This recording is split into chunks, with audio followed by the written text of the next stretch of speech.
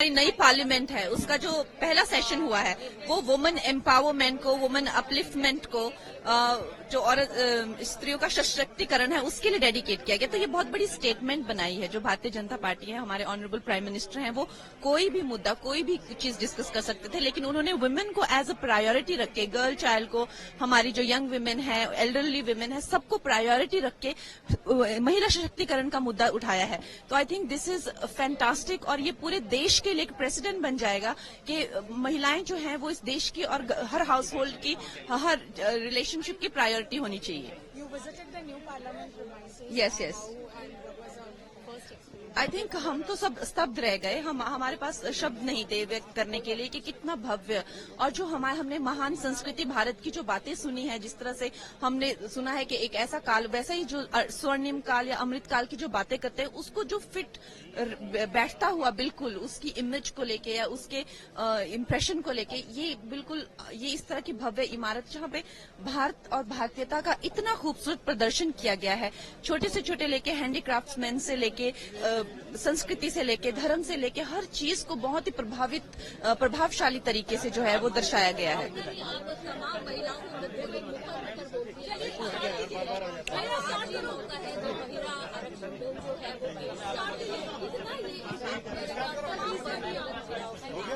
बहुत इम्पैक्ट करेगा। आपने देखा कि महिलाओं की क्या स्थिति, और मैं ये सिर्फ भारत के लिए नहीं कहूंगी, पूरे देश में, पूरे विश्व में हमारे पास कम से कम एक महिला प्रधानमंत्री तो रही हैं।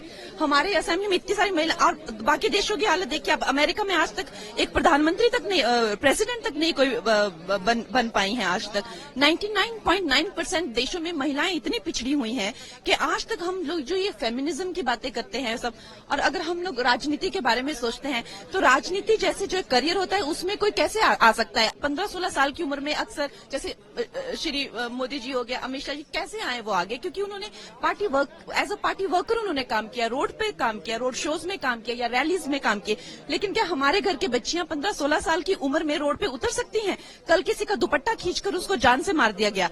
इतनी मोलेस्टेशन, इतनी पिंचिंग, इतनी टीजिंग, इतने ज्यादा उनके साथ अभद्र व्यवहार होता है। तो क्या महिलाओं को आरक्षण नहीं चाहिए? ऑफकोर्स महिलाओं को आरक्षण भी चाहिए, सुरक्षण भी चाहिए।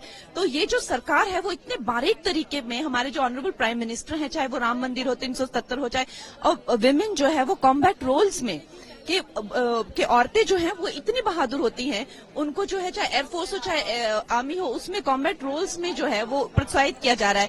तो आई थिंक हमारे जो प्रधानमंत्री जी हैं वो हमारे पूरे देश के लिए एक प्रेरणा का स्रोत है कि महिलाओं के प्रति क्या सोच होनी चाहिए, क्या विचारधारा होनी चाहिए।